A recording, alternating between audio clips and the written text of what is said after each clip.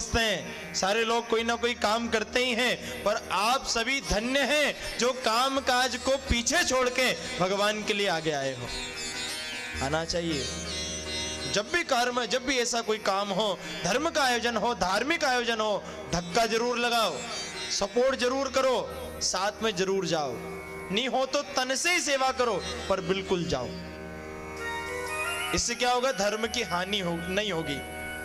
और जब धर्म की हानि नहीं होगी तो धर्म गड्ढे में नहीं जाएगा।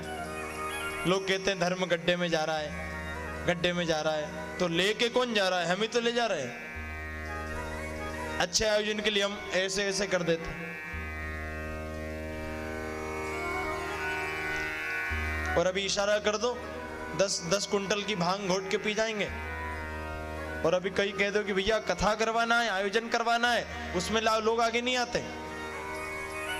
आना चाहिए। थोड़ा थोड़ा करो भाई, एक के बस की बात नहीं है। तो ये सबकी कथा हो रही है, इस कथा को अपनी समझो। अब हम कब करवाएंगे, कब ऐसा योग बनेगा, इतना खर्चा लगेगा, तो इसी हो रही है, इसको अपनी कथा समझकर और इसमें जुड़ जाओ।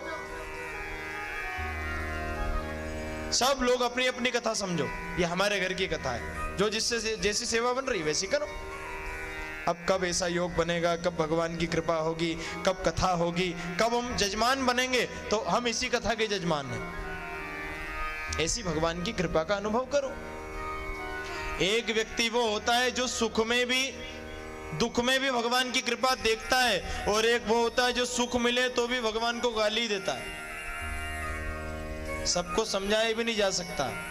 समझदार कोई समझाया जा सकता है, पागल को कोई समझा सकता है क्या? जो बुद्धिमान है, समझदार है, सब यहां बैठे हैं, कथा सुन रहे हैं, समझ रहे हैं। अब कोई पागल को आप समझाने का प्रयास करो, वो समझ नहीं सकेगा भगवान क्या है, वो और कुतर्क करेगा। एक बार की बात है, 40 पागल हवाई जहाज में, एरोप्लेन में बैठ करके और दिल्ली से आगरा जा रहे थे। आगरा पागल थाने में 40 पागल, पागल ही पागल, कोई भी समझदार नहीं उसमें। अब सारे पागल अपनी अपनी मस्ती में, कोई चिल्ला रहा है, कोई हा हा कर रहा है, कोई हु कर रहा है। सब एक दूसरे को कोई मार रहा है, कोई कूट रहा है, कोई दरवाजा तोड़ने का प्रयास कर रहा है। इतने में 4 पागल पहुंच गए पायलट के पास, और अच्छे हट्टे कट्टे थे पागल जरा। पायलट की गर्दन पकड़ के, जो प्लेन उड़ा रहा था उसकी गर्दन पकड़ के कहने लगे, चलो हट जाओ, वो हम चलाएंगे। अरे ये तुम नहीं चला, अरे हम चलाएंगे। अब पागल को कौन समझाए? तो अब पायलट 2, पागल 4, दोनों ने हाथ पकड़ ली, और दो ने गर्दन पकड़ ली, हम चलाएंगे, उतरो यहां से, हमारी बारी है अब। तो पायलट थोड़ा बुद्धिमान था, उसने कहा कि ऐसा करो, तुम अंदर जाओ और जितने भी पागल बैठे हैं सबको चुप करवा दो। अगर 10 मिनट तक सब चुप रह गए तो फिर तुम प्लेन उड़ाना, फिर तुम प्लेन चलाना। अब पागल को कौन चुप कराए? कोई ही, कोई हु, कोई हा कर रहे, कौन समझाए पागल को? तो चारों पागल बाहर आए, 10 मिनट बाद पहुंचे, बोले देख लो सब चुप है, अभी तक आवाज नहीं आई। पायलट बड़ा अचंभित, पागलों ने पागलों को चुप कैसे करा दिया? पूछा है कि चुप कैसे कराया?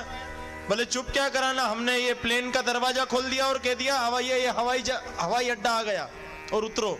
और जैसे ही दरवाजा खोला, हवा में ही सब कूद गए।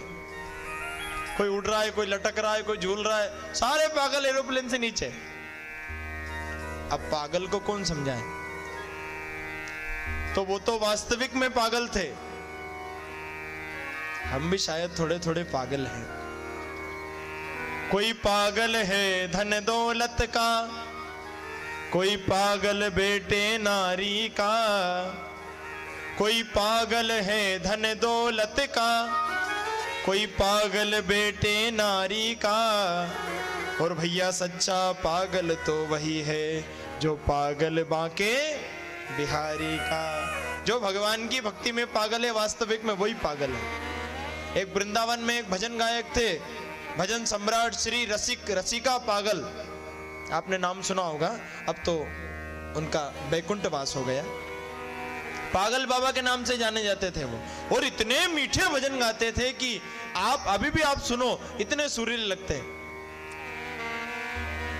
पागल बाबा, तो पागल तो वही है जो भगवान की भक्ति में पागल है।